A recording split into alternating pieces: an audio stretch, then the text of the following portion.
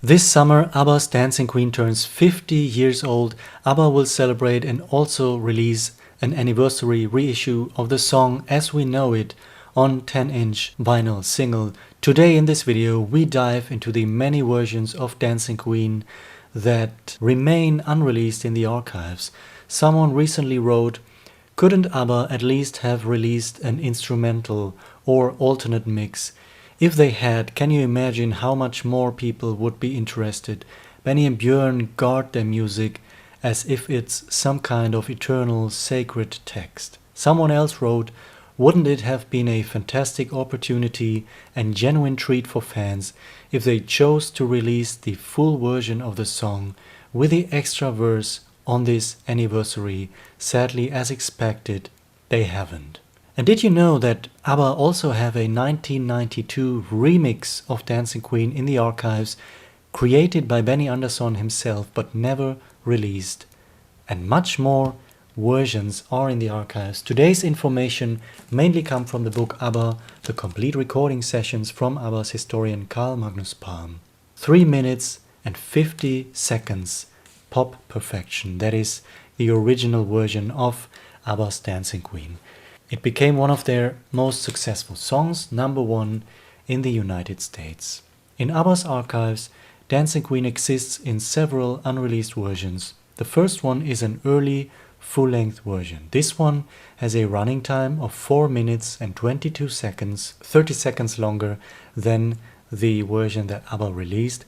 This early version is a drier mix with less echo, but much more fascinating is the fact that it is longer and has a different structure. This version doesn't start straight with Benny's piano glissando, but it has an extended intro with 4 bars of electric guitar and bass drums before Benny's piano glissando comes in. It also has a longer choir intro, and then it starts with a full-length version of the first verse, an unreleased section with the lyrics, "Baby, baby, you're out of sight. Hey, you're looking alright tonight. When you come to the party, listen to the guys. They got that look in their eyes." In this full-length version, that part of the verse is intact and then followed by the familiar second half, "You're a teaser, you turn them on," and so on. This verse was cut out of the recording. All of this was done in Carl Magnus Palm's words to make the recording more captivating from the word go and to tighten things up. But not only did they cut this first half of the first verse of the song, but the verses that remained, the shorter first verse and the second verse later on, "Friday night and the lights are low," were switched. Because now they had a narrative problem. The first verse was shorter, the second verse was setting the scene, a discotheque on a Friday night. So Björn and Benny restructured the entire song, switched the verses, and as I said, what would have originally been the first verse of the song at the beginning was cut down into a half verse, then moved onto the place where the second verse originally was.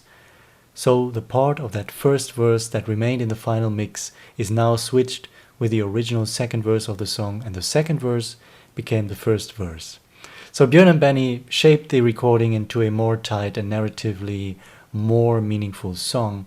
But this early full-length version remains unreleased in the archives, but parts of this early full-length track, about 3 minutes, were released 20 years ago on the Archival Deluxe edition, but this was only released because it happened to have been originally broadcast on television in a vintage documentary. In 1975, a documentary was done about ABBA's manager Stig Andersson. In this documentary, we can see ABBA working in the studio, the one and only time that they were filmed during recording sessions, except for the Voyage reunion footage. This documentary captured ABBA recording their vocals for Dancing Queen, and this is based on the original full-length version of the song, so it gives us the entire unreleased full-length first verse. And these snippets were brought together in 2006 and released on DVD as part of ABBA's Archival Deluxe edition. But this recording session footage is kind of a rough mix. This is not the final mix with additional overdubs, so the original full-length version was never released in its entirety anywhere else. Back then, ABBA also created 4 original instrumental singback mixes of Dancing Queen, 2 for the full-length version and 2 for the final edit. These instrumental mixes feature some of the vocals and Frida and Agneta's choir vocals. They were never used anywhere and never released. An alternate mix of Dancing Queen, as we know it, is also in the archives with more audible hi-hats, but pretty similar to the final version. And then in 1991 or 1992, around that time, Benny Andersson himself created a remix of Dancing Queen, which remains unreleased in the archives. This was made around the time when the ABBA catalog was upgraded. The first plan was to release a box set with all of ABBA's single A and B sides and unreleased material. As an extra attraction, Benny made a remix of Dancing Queen. These plans were ultimately shelved. Benny said there was an agreement made with Polygram concerning ABBA, and in conjunction with that we said that we could at least discuss doing a remix and not just flatly refuse it.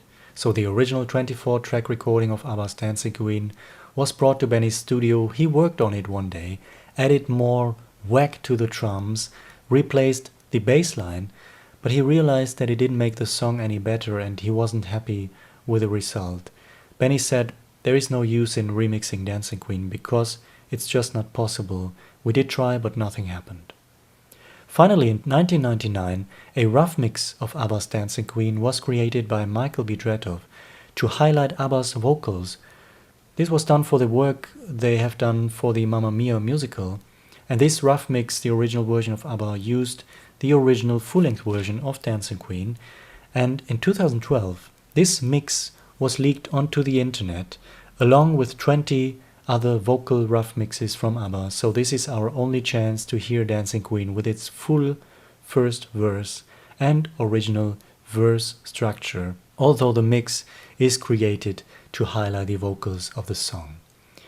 Personally, I think for a purely historical perspective for fans, after 50 years, the release of any of these unreleased versions of Dancing Queen would have been a treat for fans. I think this is nothing that is really aimed for the general audience or mass market. It's nothing that destroys the legacy of the song. This would be a treat for fans. Even for the Mamma Mia movie soundtracks, when they re-recorded the songs, they did release instrumental mixes for the songs, including Dancing Queen, and they do have original instrumental mixes of ABBA's Dancing Queen in the archives, as we discussed. So I don't quite understand why they don't put them on a 50th anniversary release as a treat for fans. But now it's up to you. What do you think of all these versions that remain unreleased in the archives?